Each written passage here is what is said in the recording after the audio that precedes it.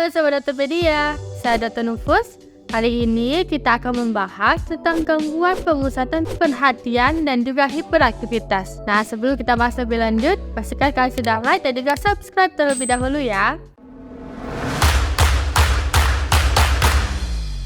Attention Deficit Hyperactivity Disorder ataupun ADHD adalah suatu sindrom neuropsikiatrik yang akhir-akhir ini banyak ditemukan pada anak-anak.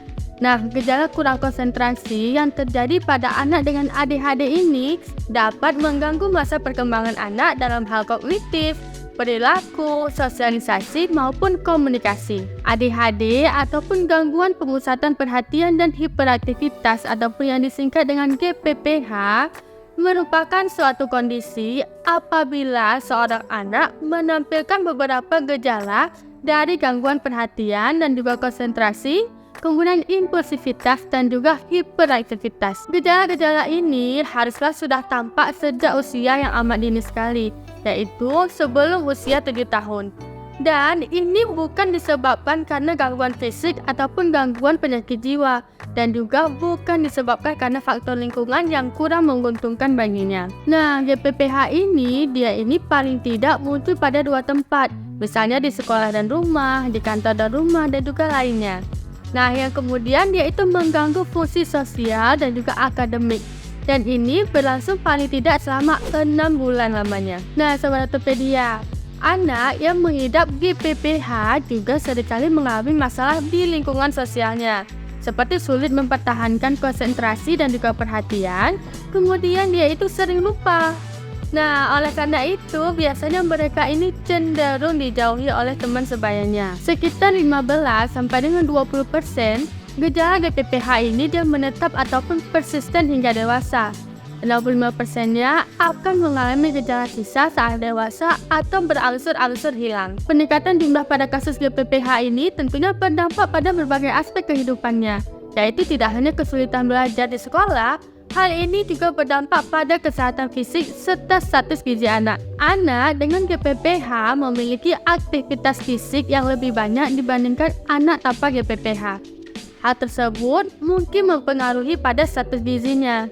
Mengetahui status gizi anak dengan GPPH juga penting untuk mencegah terjadinya obesitas ataupun bahkan kekurangan gizi. Jadi sebenarnya apa saja sih gejala dari GPPH ini? Yang pertama yaitu seringkali gagal memperhatikan baik-baik terhadap sesuatu yang detail atau membuat kesalahan yang sembrono dalam pekerjaan, sekolah, dan juga kegiatan lainnya. Kemudian, yaitu seringkali mengalami kesulitan dalam memusatkan perhatian terhadap tugas-tugas dan kegiatannya bermain. Selanjutnya, dia itu seringkali tidak mendengarkan jika diajak bicara secara langsung. Yang keempat, dia itu seringkali tidak mengikuti baik-baik instruksi dan juga gagal dalam menyelesaikan pekerjaan sekolah, pekerjaan di kantor, atau tugas di tempat kerjanya.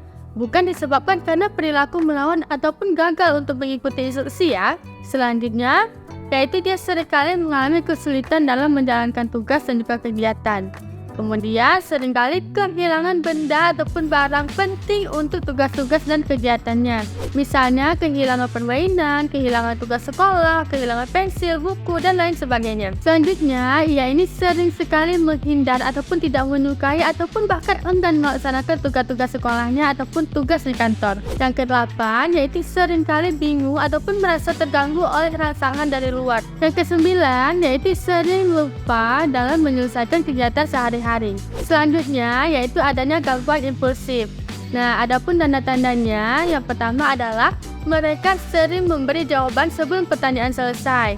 Kemudian mereka ini sering mengalami kesulitan saat menunggu gilirannya. Yang ketiga, mereka ini seringkali menginterupsi ataupun mengganggu orang lain.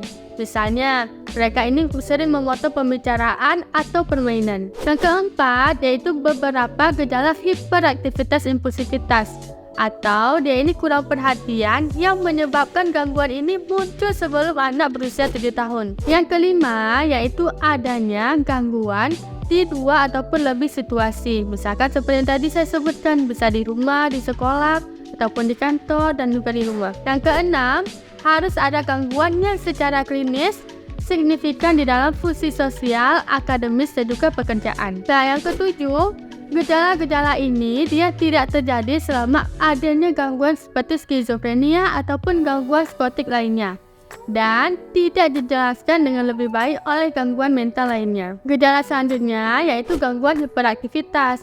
Perilaku hiperaktif ini ditandai dengan gejala-gejala seperti seringkali gelisah dengan tangan ataupun kaki mereka dan sering menggeliat di kursi. Kemudian dia ini sering meninggalkan tempat duduk di dalam kelas dan dalam situasi lainnya, di mana diharapkan anak-anak itu tetap duduk pada posisi. Selanjutnya yang ketiga, yaitu mereka ini sering sekali berlarian dan naik-naik secara berlebihan di situasi di mana hal ini tidak tepat dilakukan. Nah, pada masa remaja ataupun dewasa, terbatas pada perasaan dan gelisah yang subjektif. Kemudian, hiperaktivitas selanjutnya yaitu sering mengalami kesulitan dalam bermain atau terlibat dalam kegiatan senggang secara tenang. Yang kelima, yaitu seringkali bergerak ataupun bertindak seolah-olah dikendalikan oleh motor dan sering berbicara berlebihan. Jadi, apa sih penyebab dari penyakit GPPH ini? Nah, meskipun demikian, belum bisa dipastikan secara pasti faktor dominan ataupun utama yang menjadi penyebab adanya gangguan tersebut. Para ahli menyimpulkan bahwa penyakit GPPH ini disebabkan karena adanya masalah genetika, kemudian bahan-bahan kimia, virus, problem selama kehamilan dan persalinan, serta kondisi yang dapat mengintervensi penyebab rusaknya jaringan otak manusia. Nah, tidak hanya faktor hereditas saja, dan penelitian yang lain juga memperlihatkan bahwa lingkungan sosial ternyata juga memiliki peran dan juga andil yang cukup besar loh. Pemanfaatan teknologi informasi audio visual berupa televisi, komputer, dan juga gadget secara tidak tepat disinyalir ikut berperan untuk memperburuk timbulnya dari sindrom ini. Nah, perlu diketahui bahwa gejala ini juga bisa muncul pada anak-anak yang mempunyai kondisi neurologis normal loh. Nah, faktor penyebabnya bisa disebabkan oleh pola asuh orang tua yang salah. Mendiagnosis penyakit GPPH ini sangat beragam. Tidak ada jenis tes yang pasti untuk mengetahui apakah anak mengidap GPPH atau tidak. Gejala GPPH tersebut bergantung pada umur, situasi, dan juga lingkungan anak. Dapat dikatakan bahwa GPPH ini merupakan suatu gangguan yang kompleks yang berhubungan dengan kelainan aspek kognitif, psikomotor, maupun afektif. Oke, selanjutnya kita bahas tentang tata laksananya ya. Efektivitas prosedur psikoterapi secara umum dapat dilakukan melalui pendekatan perilaku, pendekatan farmakologi, dan juga pendekatan multimodal ataupun gabungan. Nah, psikoterapi ataupun pengobatan yang telah terbukti efektif bagi beberapa anak meliputi pendekatan perilaku yang memiliki tujuan yaitu memodifikasi lingkungan fisik dan juga sosial untuk mengubah perilaku. Selanjutnya, yang farmakologi dengan menggunakan psikosimultan, antidepresan ataupun obat anti kecemasan. Antipsikotik juga biasanya digunakan dan juga suasana hati stabilisator. Selanjutnya yaitu pengobatan dengan metode multimodal ataupun gabungan antara obat dan juga perilaku, yaitu dengan perawatan obat secara signifikan disertai dengan terapi perilaku untuk mengurangi gejala-gejala GPPH. Oke Sobat Ortopedia, sekian dulu informasi kita kali ini. Semoga bermanfaat ya. Jangan lupa kalian like, share, dan juga komen. Terima kasih, sampai jumpa kembali.